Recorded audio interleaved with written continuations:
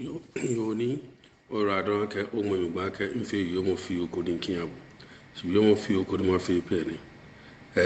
Body in Tony, you and a can smoke Wabiaka, manage the deep solution. The deep solution, this is how it goes. Onaka Manchame Fan, York, Fan, Wally, Cashiusu. Bona. When Wally were a fan, Cashiusu. Or Wafi, Shua Akashi, woman Wally were a can fan, English Kashi, or Wabuawina. Ikawa bua wa hina be nini ba aka afi Ga Dangme komini wo ba tashi wo ba aka okay bia ne kaji ake English ga gama shi fe fi komi na ata mancheni ata Ga Dangme na ne ke manchemene ne fi komi ne amena ma aka ke shi okay ni sempe bia ne boji mo no ba to ga manche no aba kpabu yo sempe sen no the morning kaji obe nle ba yi sempe sen e ka kleta no ya ke asa chako gbe na wo nyu yin gbe na enyo wo bono ne ke le ke oshin ayemo ni ba yi shi ne ke Ga Dangme manche ne ibele woku ye fe ke Ga Dangme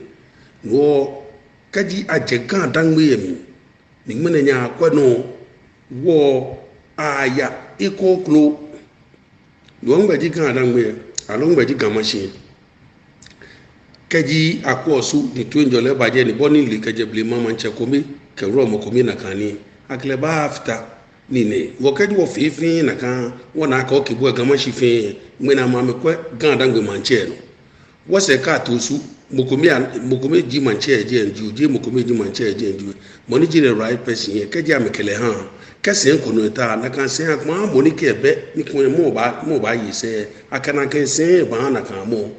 eke aye Ga Dangme manche ya ke no ne ke ta no je egbo ene lo ke ta no chi egbo shi ne efe to mo manche onyo cho yi manche menyo no ta wokola ke simpe se no nubo no okwe Ga Dangme manche no dabi lo bo ba shi ekome o ha weku no ba jimi no kian moni ko be lesane ye eke obon lo to shuo no e ka gbene gafe tuohi tumo adote otintoyo